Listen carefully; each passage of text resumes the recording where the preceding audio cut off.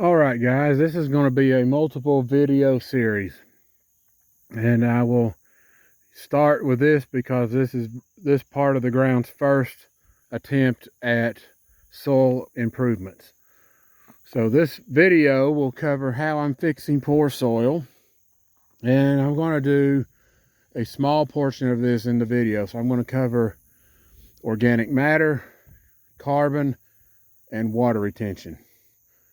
And then I'll get into other things in the following videos, but we're going to focus on those three for this one.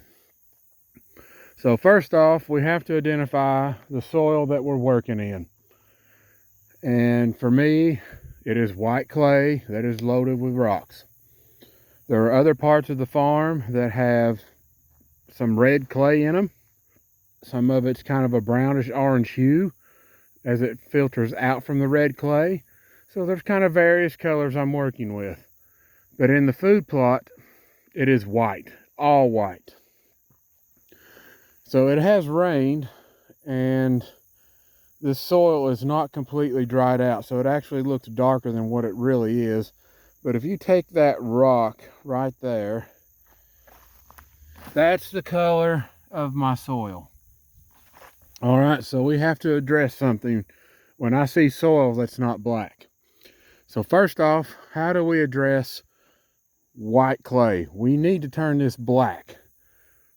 Soil that is considered healthy soil is black. So I am the furthest end of the spectrum. I'm over here on the white category. So that means these plants right off the bat are going to have problems growing to potential. It's taken me years to get this effect. All right, now my budget is lower than a lot of people's, I would think.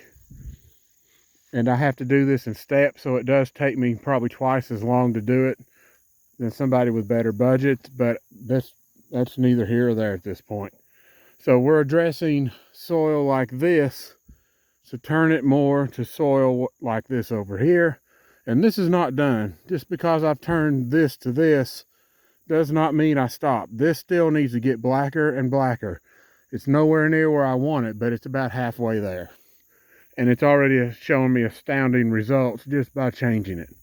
So now we're going to address the white color problem. Usually when you see white, you've got a couple of things going wrong already. One, organic matter is probably going to be non-existent, or at the very least extremely low. The other problem is carbon, and it's going to be in the same classification, either non-existent or extremely low. If it's non-existent, you'll probably see bare patches in your ground. Plants need that carbon to transfer nutrients from bacteria to the roots. And it's part of the exchange program in order to get this stuff going. It's a requirement for healthy plants. So how in the world am I going to address white clay that has two major red flags? And I ain't even got to the third one yet. First off, you're looking at the evidence right in front of you. Take a good look. Even the new stuff I threw out here today. All right, we have our first wave of heavy dying organic matter. This will break down into the soil and help rejuvenate your soil. Now this takes multiple attempts, okay? Just because I've done it the first time doesn't mean my ground is fixed and you can move on and be fertilizer free. It's not going to work that way. But you have to select plants in the biomass to get your ground like this. So how am I going to do that? Well, first off, let's look at what I've got in here. You see soybean is mostly the dominant feature in here now. It has choked out some of the other competition that I had in here, and that was buckwheat. So buckwheat is pretty much gone. There's still some pockets where I re-sowed it way down in the corner, and I think there's like a couple of pockets back behind all that tall stuff there. The rest of it is pretty much gone. All right, so what's the importance of buckwheat? buckwheat is a soil building plant. It's way up on the list. It's either number 1 or it's in the top 5, okay? Buckwheat can produce lots of biomass, important biomass, that you can break down multiple times in the summer to rapidly build organic matter. Now, I didn't do pure stands of buckwheat, okay? Yeah, right up there some. All those white flowers, that's buckwheat. But the thicker you get it, you cut it down. As soon as you start seeing a whole bunch of white flowers, you got about 10, 14 days max. Cut them down. Grind them up in the soil if you have to use a tiller. If you're a no-till guy, you simply crimp it down and crush it, and it kills it. The buckwheat will release all the nutrients that it's broken down from the soil and increase your organic matter rapidly. Now, we have other important roles that these plants are providing. So here we have a nitrogen fixer. Here we have a nitrogen fixer. So as we address those problems, the biomass will start taking care of itself. So I'm not going to get any deeper on this subject right now, but just be aware what you pick will help determine how fast your soil will improve, okay? So that I'll save that for the next video. So we pick plants that can grow thick and bushy, tall, thick, whatever you want to call it. We need something that can grow high tonnage. Planting clover out here as a soil restoring method is not necessarily the right answer. Clover will only fix your nitrogen problem. And with biomass, clover usually doesn't get very tall with the type of clover most people put out. So I'm after something that gets bigger than clover. And that's why I chose deer vetch. Deer vetch fixes nitrogen just like clover. Just gets a whole lot bigger. So now I have biomass in the soil. We have picked up on that problem. And you need to do this repeatedly. Spring, summer, fall, winter, whatever your rotation is. I do 2 rotations. I do my spring, summer rotation. Then I do fall, winter rotation. And if the conditions allow for it, like it is here, I will till that down and make it a pile of rotting debris. Over here, I'm not going to till this down. This is important to keep. So I have to change strategies on this. But all them leaves right here will fall off and rot in my soil. So I'm going to get something rotten either way. Now, we have to address the carbon issue. Carbon is required for mineral transfer. Microbes use it to transfer from the soil to the root. It's almost like sugar for them in a way, if you think about it. So what happens is you've got some sour ground, if you want to look at it that way. So there's a few ways carbon can be fixed. First off, rotting biomass. Rotting biomass will darken your soil up because it's going to be broken down carbon with minerals. Now here's the other factor. The plants you select also affects your carbon levels. So the vetch seeps carbon through the roots. It makes its own type of carbon. The soybean seeps carbon into the soil. It has its own form of carbon. It's not going to be the same as deer vetch. It could be a slightly different version. Sun hemp also secretes carbon into the soil. Now, my fall winter blends, they do the same thing. And cereal rye, when I pick my fall blends, is one of the better plants at it when it comes to pumping carbon in the soil.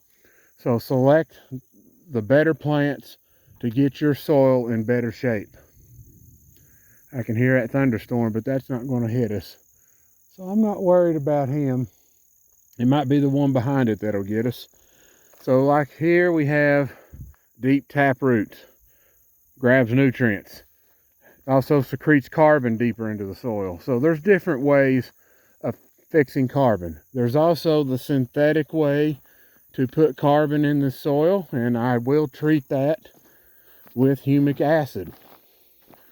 So humic acid is, if you've missed it in my first video, I'm just putting it here for another reference. This is my carbon fixer. They call that black earth, and this will darken the soil. This will revitalize lost carbon. Time to get my hand dirty. So this, if your soil is that color, you need to be really happy. My soil is not that color. So here is an introduction of carbon. Those plants in that area where I just threw that are going to perform much better than anywhere else in my plot. It's got carbon. It's just a fuel driver for it. And it stimulates roots. So that will be something I will treat this whole area with to really ramp it up. And these fall blends should come on strong and dark green. So now we're addressing another problem. This is the final problem I'm covering in this video, and that is water retention. We're going to get into deeper stuff after this first video, but water retention is one of the most valuable tools to keep your food plot alive. If you have white clay and it's full of rocks, you've got 2 red flags against water retention. And so just so you know, water retention is the ability for the soil to absorb rainfall or hold water. Out here, it is very, very poor. Because of the white clay, the first thing it's going to do, especially during the summertime, it's going to harden up. It's going to get like walking on concrete hard out here. I don't know how many times I've seen it with this ground. It is rock hard. And literally, it does feel like just one big rock out here. So you're going to reduce your plant's ability to spread roots. It's also going to reduce water uptake, nutrient uptake. So we have to address water retention. How do I do that? You can do that through the same thing I've talked about, rotting biomass. I have now, because of this first mat, I have already affected the water retention ability of this soil. The rotting mat serves as a sponge. This will absorb lots of rainfall. I guarantee you, if it come a downpour now, you won't see water running off this ground. This will hold it in place until it has reached the saturation point that it can't hold no more, and then it will run off. So I've already changed the plant's ability to hold or suck up water. It's going to be more available to the plants. They will grow larger and have better nutrient flows. So now, the organic matter part. When it comes to water retention, for every 1% that you raise it in your soil, you will hold roughly 1 additional inch of rainfall in your soil before it runs off. So over the years, as you continue to do this cycle again and again, the rainfall retention keeps climbing. I'll go ahead and tell you, this part of the ground right here, I have got probably the ability to hold 7 to 8 inches of rain.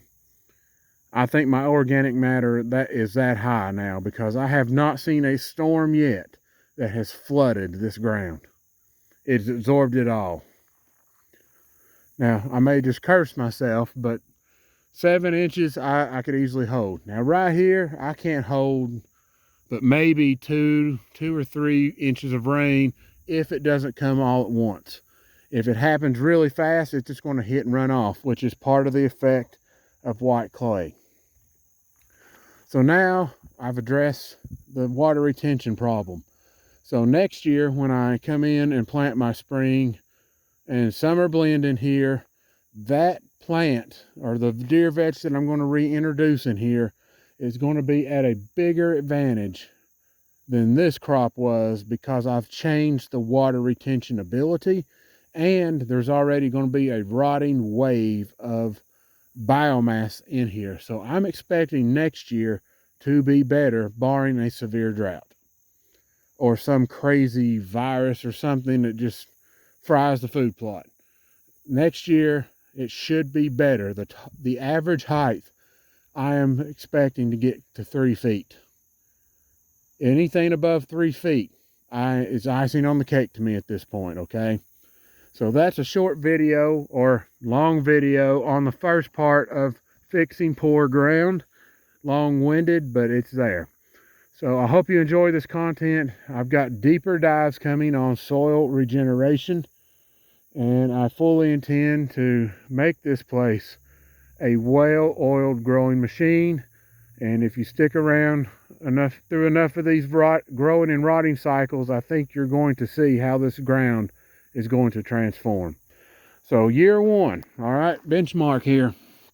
We have white clay. So remember that when I keep doing these videos and updating. All right, guys, hit that notification bell and that like and subscribe if you like this content. Have a fantastic day.